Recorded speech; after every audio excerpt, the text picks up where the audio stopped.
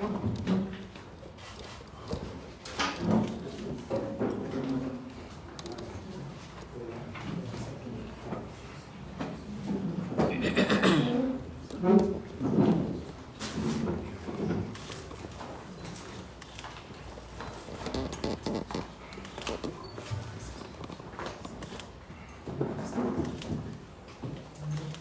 you very much. Good morning and good greetings. Everybody who is in attendance is welcome physically, and also those who are remotely following the proceedings are highly welcome. My name is, to stand up, Dr. Ray Zembe. I've been asked by the convener and presenter at this press conference, shall I say media conference, who has asked me to chair the proceedings. And I gladly accepted the honor from the convener, presenter, Honorable Advocate Job Sikhala, who has something to deliver to the nation today. According to the chairman's agenda I have here, after introducing myself as a peace and governance professional, I'm moving on to announce the purpose of this meeting. And the purpose of this meeting is for Advocate Job Sikhala to make his statement of the nation address. And I must emphasize that this is a national and international event. We have gladly noted the presence of His and Her Excellencies, representing many countries outside Zimbabwe, who are equally in the service of this nation and their nations. So you are very, very welcome, His and Her Excellencies. I'm sure I've already welcomed the esteemed members of the Fourth Estate, that is the media, both formal and social media. And these days we notice that the media, the ICT revolution, is actually driving developments in the world. The more, the merrier. Having stated the purpose, that it is the statement of the country address. Some say SONA, some say SOCA, or to rhyme SONA and SOCA. This is the position that the convener presenter has taken, that after delivering his message to the people of Zimbabwe, he will give the nation the time to digest, and then at a later stage make follow-ups for any businesses arising from the delivery. He's very much aware of the fact that since his release from Shikurubi maximum security prison a couple of days ago, a lot of things have since happened that he has seen, he has heard, and as a person who had been taken away from the open society for nearly 2 years, and at the same time there were a lot of political activities happening in the country, covering a general election that was held last year on the 23rd of August. and that since at the time he was a member of parliament representing Zambezi West, that was another issue in addition to the political developments that were taking place during the time of his absence. And also as a practicing lawyer. And at the time, he was handling the case of a brutally murdered citizen, More Blessings Ali. And so those three public occupations were consolidated in his mind, and it was his concern. So 2 years would sound like 27 years, really. A lot was going through. He's a family person. He'd also been removed from his family. He's a political leader, also been removed from his associates. And the right to association is a fundamental right. The right to conscience, to the freedom to think, can't be resisted by any human being. Even if you are put in a cul-de-sac, you will still think. No one of us can resist the power of thought because it's given by the Creator. Having said that, let me move to the introduction briefly of the presenter, convener presenter. Honorable Sikhala answered his calling at the age of 14 years. He was still a teenager. Way back during the time of those who remember of the Zimbabwe Unity Movement, which was launched in May 30, 1989. And the Zimbabwe Unity Movement was a political vehicle that was presented to the nation to reject the one-party state agenda that the ZANU-PF political party was bent on achieving in this country at the 1990 general election. So, leader, Honorable Sikhala, at 14 years, supported at his age that call to stop the legal or legislated constitutional one-party state movement. Ever since, he has been through many significant political formations in the country, from the Zimbabwe Unity Movement, which then later rebranded to the Democratic Party, and then right through to his university activities as a leader in the Student Representative Council. And in the year, I think 1996, when he joined the University of Zimbabwe, he was elected to be the chairperson of the Information and Publicity Portfolio in the first year. So the learners at the time had seen something peculiar, that advocate, Job Sikhala, had. Then he went on at that same time, the Zimbabwe National Students Union was formed, taking on board all students of higher tertiary institutions. He was again an inaugural leader in that student movement.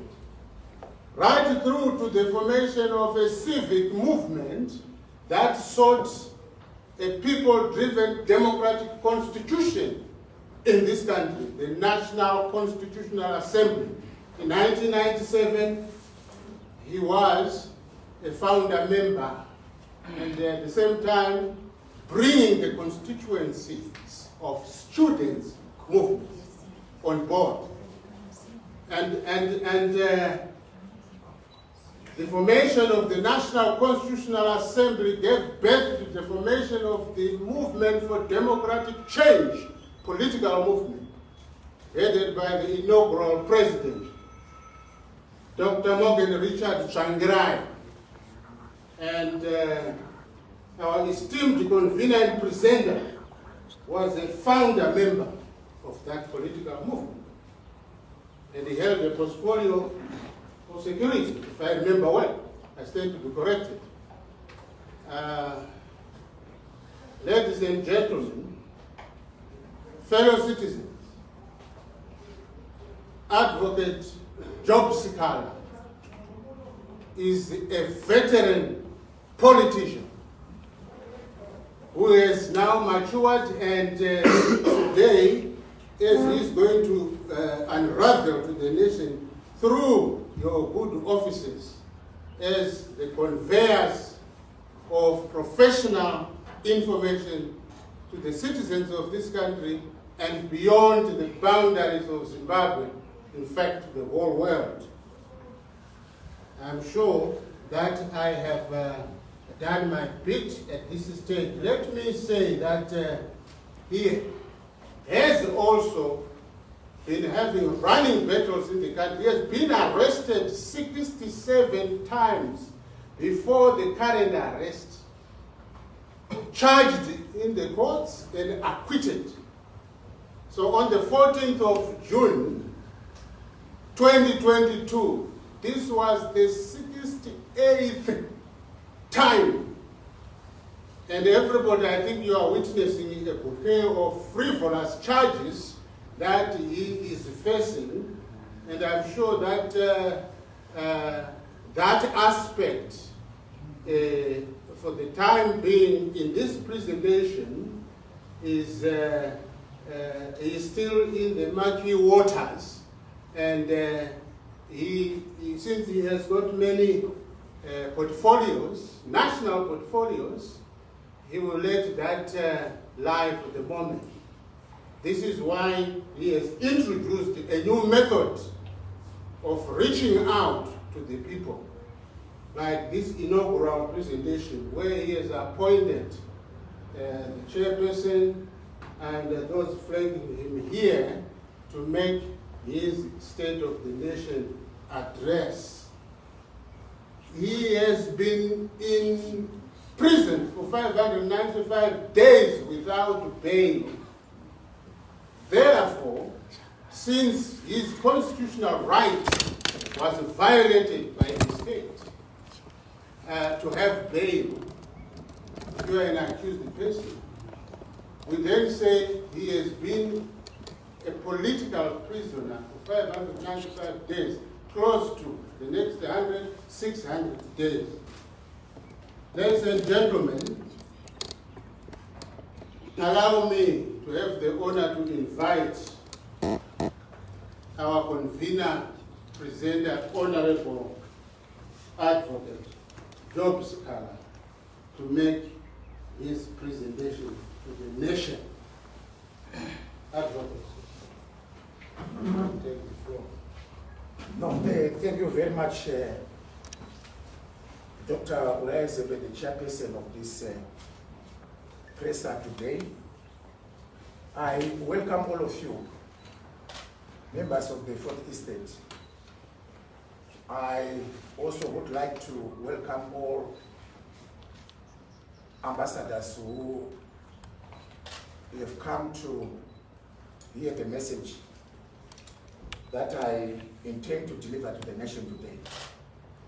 I thank you very much for your presence, Your Excellencies.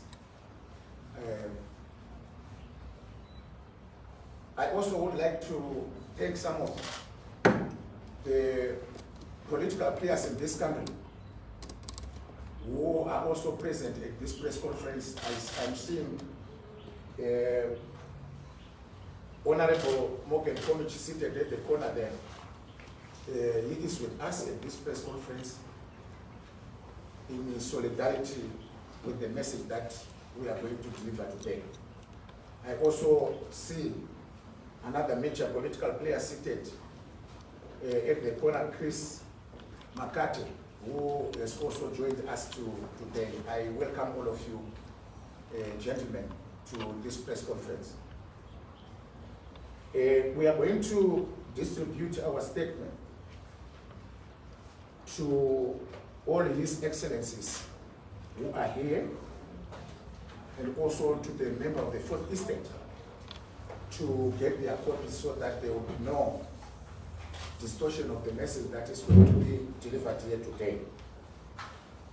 For nearly 2 years, since the 14th of June 2022 to January 30, 2024, I was a subject of repression and kept in prison being denied bail. I took the challenge in the stride, taking it as we go. When you are under attack, I learned not to panic, but repel everything thrown at you and use it to sustain oneself against all adversities. This experience that I went through during almost 2 years in prison hardened me, ladies and gentlemen. There is nothing that will be thrown at me that will either shake or frighten me. In reflection, after such a long period of isolation from your colleagues, associates, and family, when I came out, I issued the following Thanksgiving statement. I open quote marks. For nearly 2 years, I suffered in my oppressor's dungeon. You prayed for me to be released from the jaws of my tormentors. You clamored loudly for my release as you knew that I was innocent. You stood with my family. I am crying as I type this statement. Your love strengthened me throughout. I deeply understand the pain and agony we shared together during the period of my unmitigated oppression. But let me reassure all of you that I am prepared to pay any price for the love of my country. That I am prepared to pay any price for the love of Zimbabwe. That I am prepared to pay any price in defense of democracy, freedom, and the happiness of our people. To all Zimbabweans in the country and in diaspora, I thank you. Even if it is with our own blood, does not absolve me from criticism on omissions which I could have done. This is the cornerstone of a democratic struggle we have been engaging in and which we desire to build in Zimbabwe. It is said that for the past 2 years when I was in prison, things have turned for the worse. I still found people in abject poverty, struggling for a meal a day, shrinking democratic space, entrenched dictatorship, fear and hopelessness of the direction the country is going. Elections came and went when I was in prison, amid an extreme toxic political environment and the clamor for economic and electoral reforms. Before going any further, any form of electoral process in our country under the same usual conditions and without the necessary reforms to deliver the will of the people has been a challenge confronting us as Zimbabwe since the emergence of the mass democratic struggle in our country. This is the center of the democratic struggle for any future political trajectory in Zimbabwe. The call for reforms shall be the forte of our struggle and shall position and give the people of Zimbabwe a golden chance to choose leaders of their own choice.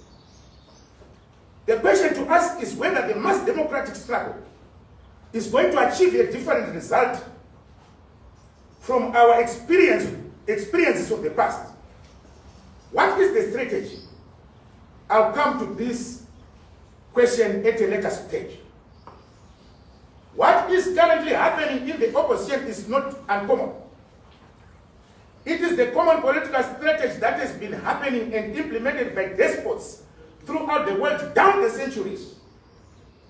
Mobutu Sese Seko used the same strategy of distributing patronage and buying of individuals in opposition ranks to destroy and disorganize it by exploiting the discovered weaknesses in the opposition superstructure.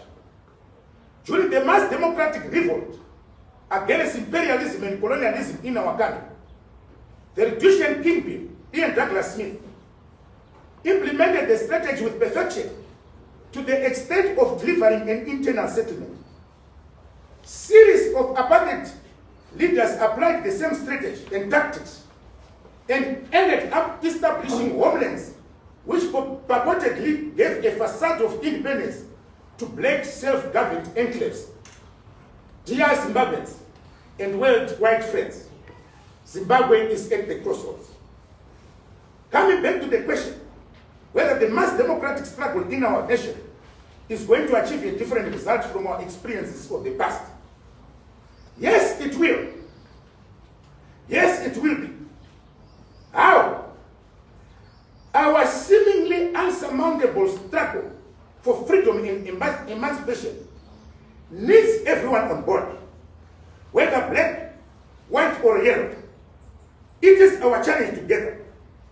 Our struggle should not be restricted by narrowness, lack of initiative, and hesitation. The question on what to do next is answered by the authors and the originators of the mass democratic struggle in Zimbabwe. Who are the people who in February 1999 spoke through the People's Working Convention, where all constituent bodies were represented? The Working People's Convention was an affirmation to Martin Luther King Jr.'s proclamation that there comes a time when people get tired of being trampled over by the iron feet of oppression. There comes a time when people get tired of being flung across the apse of humiliation, where they experience the bleakness of naked deathbed.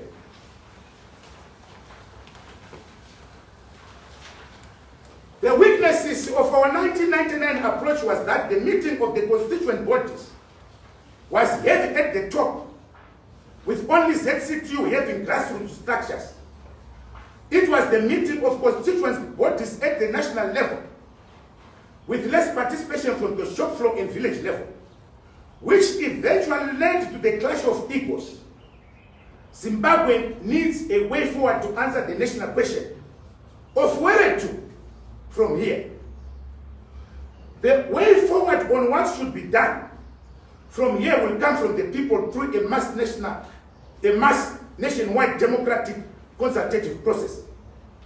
The national consultative process will convene the nationwide democratic consultative conventions.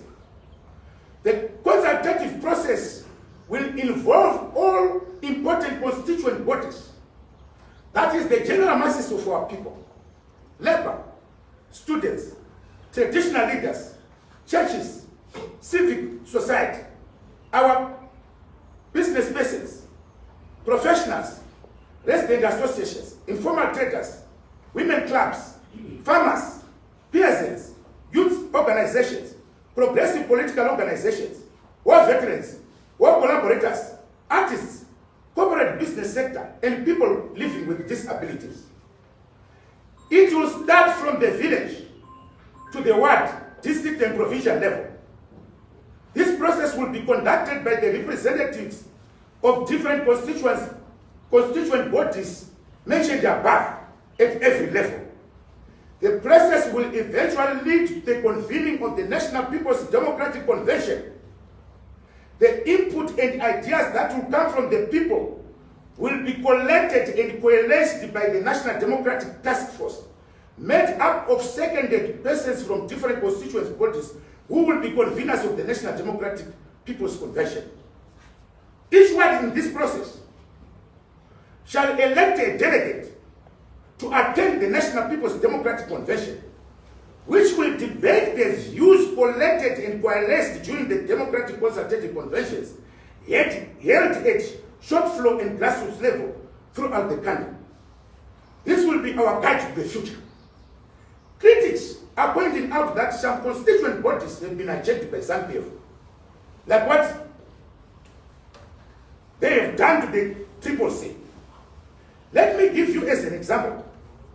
What is such as the ZCTU or any other constituent body do not mean persons at leadership level. ZCTU is the worker who is at the shop floor level. It is not its leadership. There is no ward, district, or province without a student, a worker, or a church elder. These are the ones that will constitute the Democratic Consultative Convention. Therefore, there will be no one left without being consulted, from Malipati to Matusadona, from Kotwa to Manama, from Spepa to Mzalabad. We are embodied by the Declaration of Nelson Mandela that action without vision is only passing time. Vision without action is merely daydreaming, but vision with action can change the world. We are not here to pronounce the emergence of a political organization, but a broad-based mass democratic movement for everyone in advancement of the mass democratic struggle in the fashion of the United Democratic Front of the 1980s in apartheid South Africa. This is held by many Zimbabweans who perished during the period of the liberation struggle, and those who died since the resuscitation of the goals and aspirations of the mass democratic struggle in Zimbabwe in February 1999. Dalla Costa had this message for all leaders. Do not promise what you cannot deliver. Do not misrepresent. Do not hide behind spin doctor diversions. Do not suppress obligations. Do not evade accountability. Do not accept the survival of the fittest pressures. We promise that we will stand by our word and deliver in terms of our part. We are not men and women of empty threats. We are decisive in our declarations. The mass democratic struggle is people-driven and owned. Every struggle waged throughout the world down the centuries has succeeded when people own it. The masses must own the next decisive stage of our struggle. Whether I will be there with you or not, as my enemies have not shelved their plans to assassinate me for the sins best known to themselves, this process must proceed uninhibited to finality. With or without resources, the people shall carry out this most important task in the decisive phase of our history, and our people struggle against tyranny for freedom, for their freedom, dignity, and prosperity. To all those who have retained their democratic right to cling to the Triple C carcass, I wish them all the best in their project. We pray to the God of David to give us the strength not to be shaken by the antics of our enemies, and to bless the fruits of our labor and efforts. I thank you, all of you. Thank you.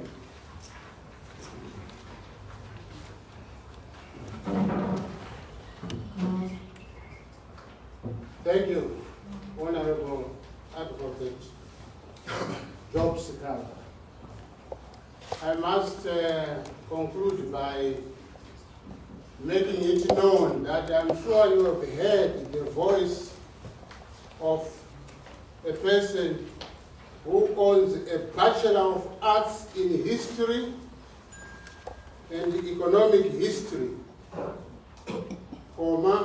Bachelor of Laws, Honors, LLB, all from the University of Zimbabwe, and Master of Laws from Midlands State University.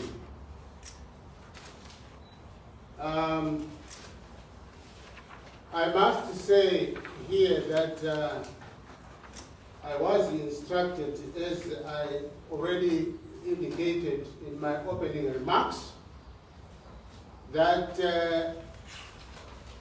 the wish of our convener presenter is that the statement he has proposed to the nation, the idea, the vision, is quite packed, and that is allowing the nation and the international community to digest and thereafter make any follow-ups in terms of matters arising. You would be glad to handle it. Ladies and gentlemen, understand that he's still in turbulent waters legally, and that he knows his boundaries as a professional. And he's pleading with the audience here that if you can kindly reserve the questions and answer segment, defer it to a future date. You will always be there, available to respond to inquiries as he has done today. This was the day. With your concurrence, please kindly allow me to declare the proceedings closed. And I'm sure that I'm told the etiquette is, if it is a State of the Nation address, usually the nation digests and then makes a follow-up. In Parliament, you have your nomenclature. It is the maiden speech, is it, Honorable Sikhala, that a new member of Parliament delivers to the nation through the Assembly. And very often, there are no interferences. Just played with our convener presenter. I understand the situation. So thank you very much for your time, everybody who was following these proceedings. They are declared closed.